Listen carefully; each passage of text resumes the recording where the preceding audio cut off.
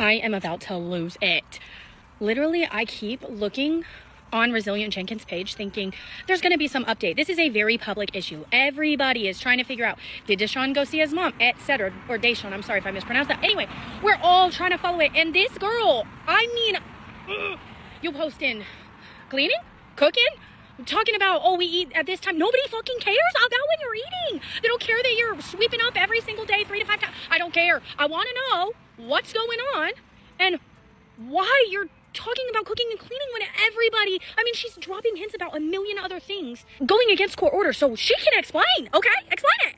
So let me get this straight. Deshaun did not get to go and see his mom because of Stephanie once again. Stephanie, do you honestly think that you are above the law and above the courts? Because what the actual fuck? What y'all need to go and do now is go to Desiree's account. Her name is Desiree Career 1, and go to her GoFundMe and please donate so that she can get a really good lawyer. This shit has me so infuriated because why the fuck is it your end game to keep this boy away from his mother? Why is it your goal to keep this boy from his mom no matter what the fuck you think? It's not up to you. It's not up to Stephanie Thompson. You're not a Jenkins. Saying that man is your husband, you have no fucking right to keep that boy from his mom. So y'all need to go and run up Desiree's GoFundMe, because I swear to God, if the Resilient Jenkins were to make a GoFundMe, y'all would run that shit up. So I need y'all to go and do the same for Desiree. This is not okay. This is not right. And y'all need to understand that they have a big following. And so I think a lot of the new people don't understand what's going on. Y'all need to run this shit up. Okay, babe, here's the full tea, no sugar, no skipping steps, because what's going on with Stephanie Jenkins and her man Drew is so messy, so dramatic, and so real, it could be its own Netflix series. What started as a bitter custody back and forth has spiraled into a serious legal nightmare, with the court stepping in, threats of jail time, and some absolutely jaw-dropping revelations spilling out in real time. Let's rewind just a bit. Desiree, Drew's ex and the biological mother of his son, had been out of her son's life for over 3 years. But not by choice. Her past struggles with addiction and instability led her to do the unthinkable for any mother. She let her son stay with Drew because, at the time, it was the safer option. She didn't run, didn't vanish. She stayed in touch however she could, calls, messages, sending love even when she couldn't physically be there. She was still present, just not full-time. And unlike how Stephanie likes to spin it, Desiree never gave up on her child. She stepped back to get healthy for him. Over the years, Desiree worked on herself. She went through recovery, stayed clean, got therapy, and slowly began rebuilding her life. And eventually, she was stable. Emotionally, financially, and mentally. So she did what any healed mother would do, she went to court to fight for her right to be in her son's life again. And guess what? The court agreed. After years of being pushed to the sidelines, Desiree was finally granted visitation rights. It was a huge step. And not just legally, it was emotionally massive. This wasn't just a win on paper, it was a chance for Desiree to see the son she missed every single day, to hug him, talk to him, rebuild their bond. But then, the visit didn't happen. That long-awaited reunion? Gone, cancelled, blocked. And not because of a mix-up or confusion. It wasn't like Drew forgot. He didn't reschedule. He didn't send an excuse. He simply didn't show up. No call. No message. He completely ignored the court order. Let that sink in, he actively chose to deny Desiree access to her own child, even after a judge told him to make it happen. And not only did he block the physical visit, but he also cut off all forms of communication. No FaceTimes. No texts. No phone calls. Nothing. Desiree was erased. Again. And the worst part? This time, the legal system saw it happen in real time. I think nothing's gonna happen to him, but then he has to go to court on the 10th and tell the judge why he hasn't let me see Deshaun, or why we haven't started talking on the phone or nothing. Right, and he's so dumb, he don't even know that he could be in trouble. Exactly, so that's what they think. They think they're so untouchable. Right. And they can't. I don't think they're moving because they'll get in even more bigger trouble. So why would they risk that? Drew ain't gonna stay by her side if she gets arrested. He ain't gonna take care of them other kids if she get arrested. So Why would they do anything to prevent that? Now Drew is in serious hot water. He's been summoned to court for a jury trial on July 10th, and this isn't just some slap on the wrist. He's being asked to answer, under oath, why he disobeyed a court order. Why he cut Desiree off from her child again, and babe, there's no good answer. The court doesn't care if he feels like he's protecting the child. They care that he broke the law. And this isn't some civil disagreement between parents anymore, this is contempt of court. Oh, thank you guys. I mean, I knew it wasn't, he's not gonna abide by any rules. That's the whole thing. He's not gonna abide by anything.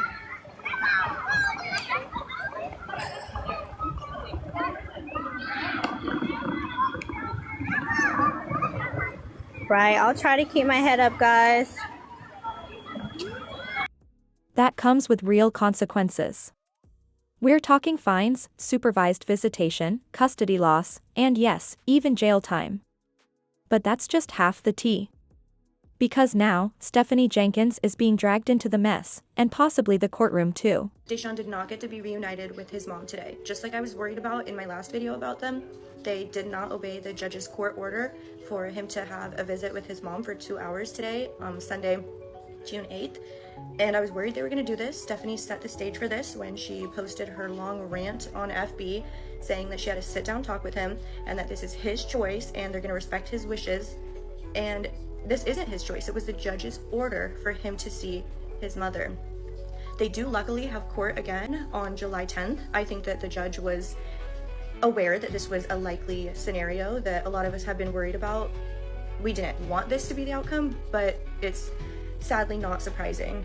She's trying to retain an attorney to get things sped up more quickly, but I do think that July 10th something will change. Like, they are doing everything that would make a judge completely take custody away. Parental alienation is taken very seriously.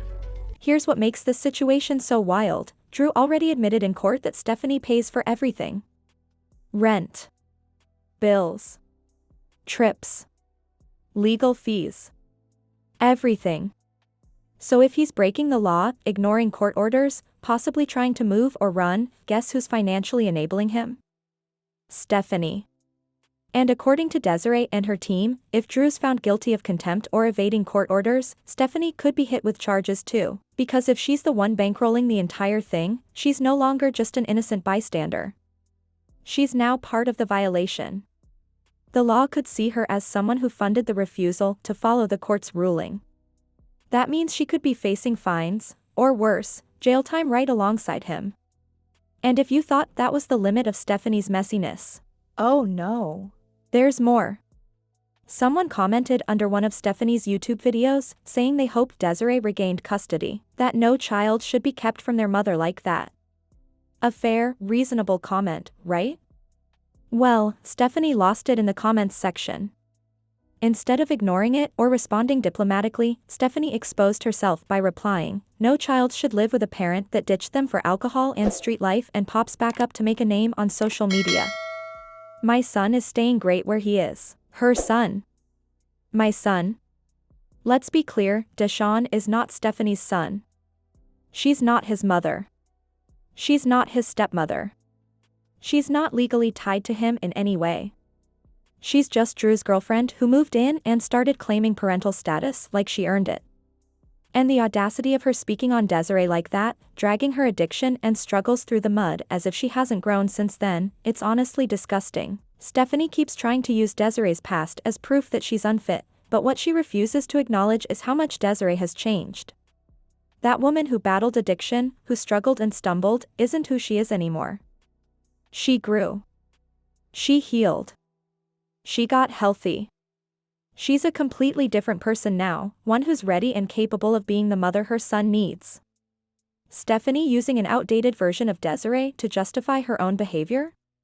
That's manipulation, and the public is starting to see through it.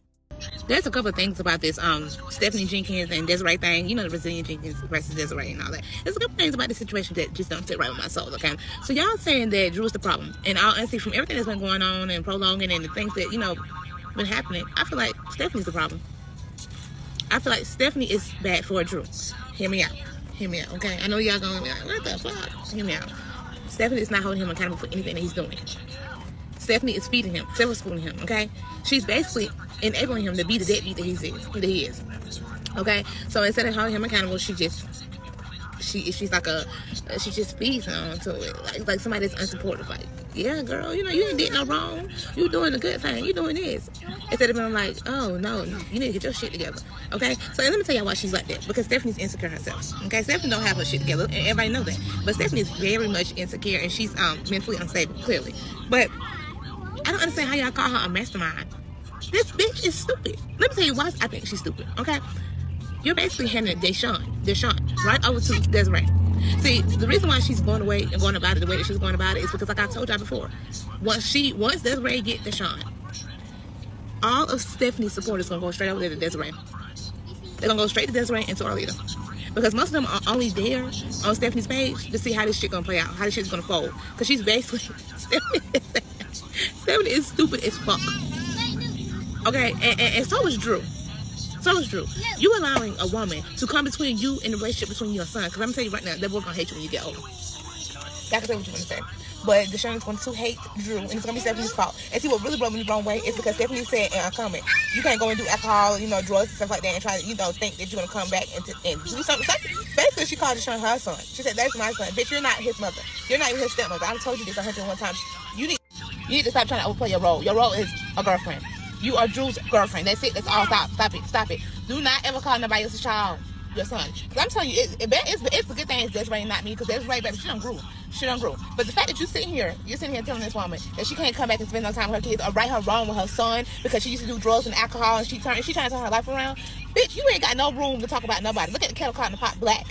You're not perfect at all. Your life is in two shambles right now. And all I can say is you better humble your damn self out. Because let me tell you something. You are setting your own self up for failure. You're making a bed that you're not going to be able to get out of. Okay? Because once Desiree get that boy, once she get Deshaun, your life is fucking over. And you better hope CPS don't come and get them other kids. All I'm saying is you not really thinking right now.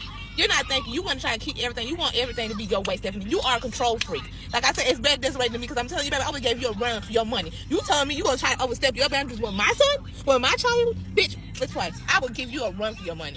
That's right, baby. All I can say is keep going. And that's the thing. Another thing that's throwing me off. Stephanie, you are real stupid because, Lord, I'm not even going to say stupid. Stephanie, you are very much delusional because this lady has a whole support system behind her. TikTok that's willing to pay for her lawyer fees. Come on, Stephanie. Come on. What do you have? You going to take all that money that you could have been using trying to get you and your kids a house and pay for Drew's court fees? That is so stupid. You're not thinking.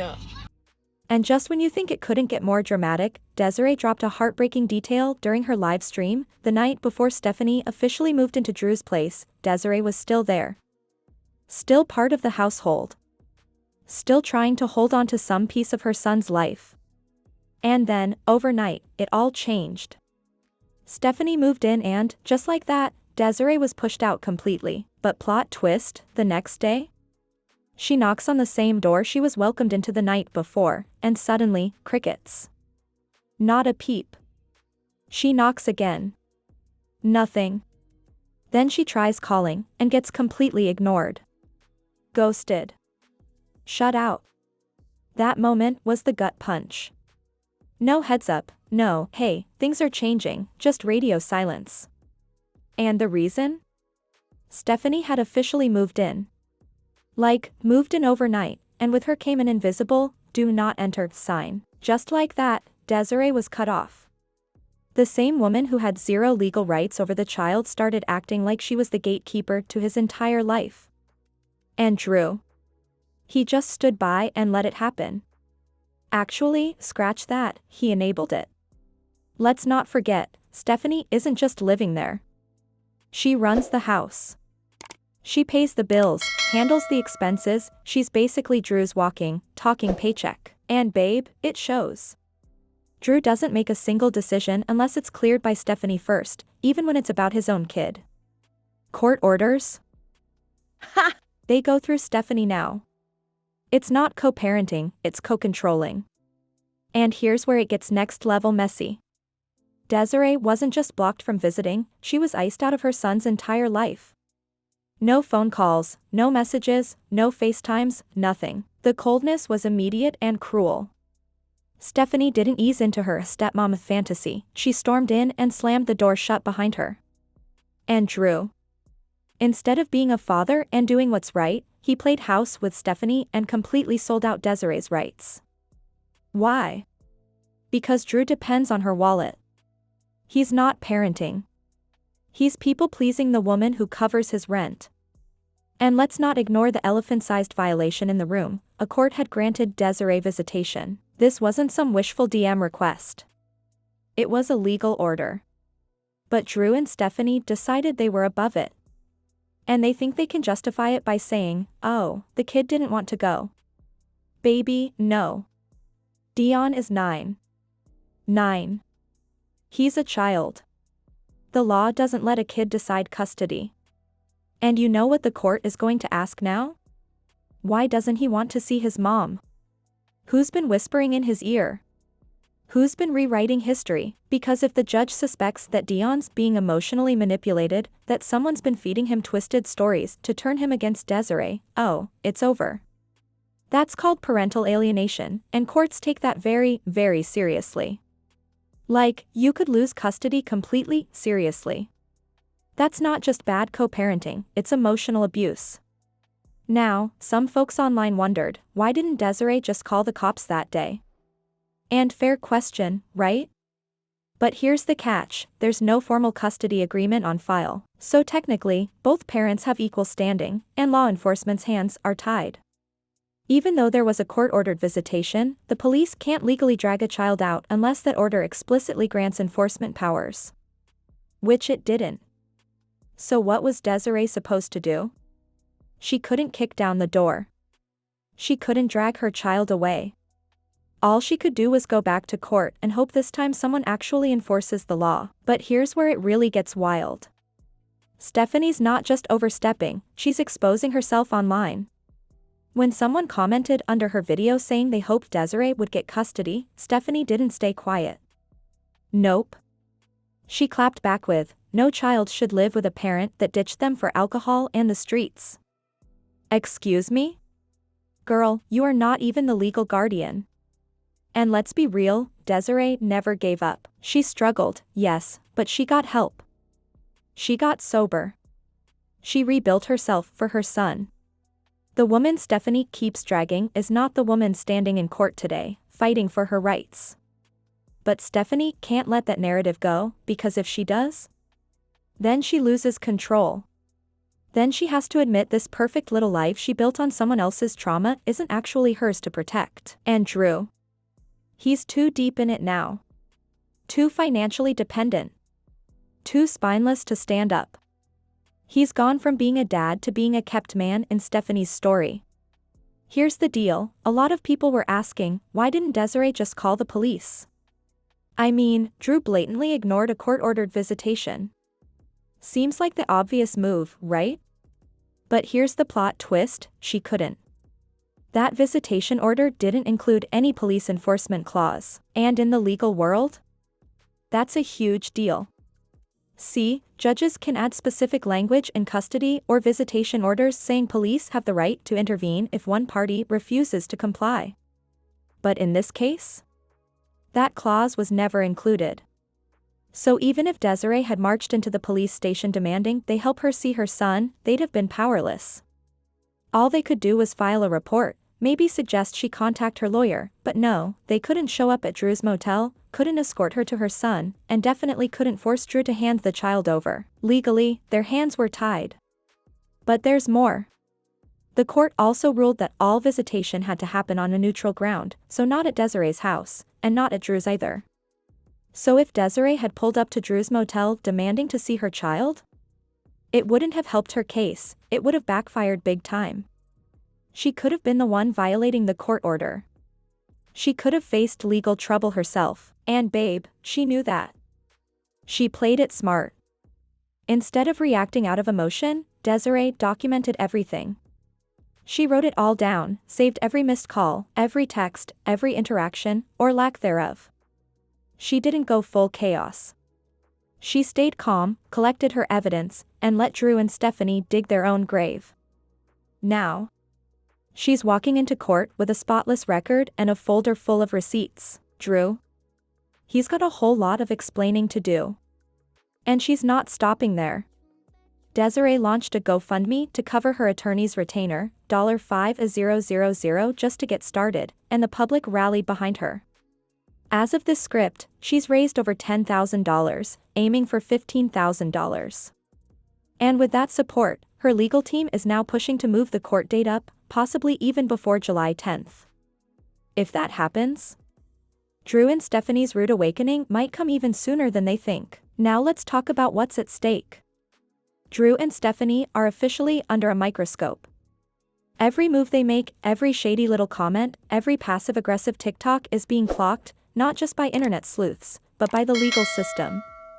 This isn't just online drama anymore. It's becoming a legal case with real consequences. And the questions are piling up. Will Drew finally be held accountable for cutting Desiree out of her son's life in direct violation of a court order? Will Stephanie, who, let's not forget, has no legal custody, face consequences for inserting herself into something that was never hers to begin with? Could they both end up losing custody or even be charged with contempt of court? Because babe, this isn't just about emotions now. It's about law. The tides are shifting, and the momentum is swinging hard in Desiree's favor. All that public support? It's turning into something powerful. This might actually be the moment justice finally shows up for her and Deshaun. So what do you think? Is this the turning point? Is karma finally coming around for Drew and Stephanie? Drop your thoughts in the comments, hit that like, and subscribe to stay locked in, because the next chapter? Oh, it's going to be courtroom level explosive.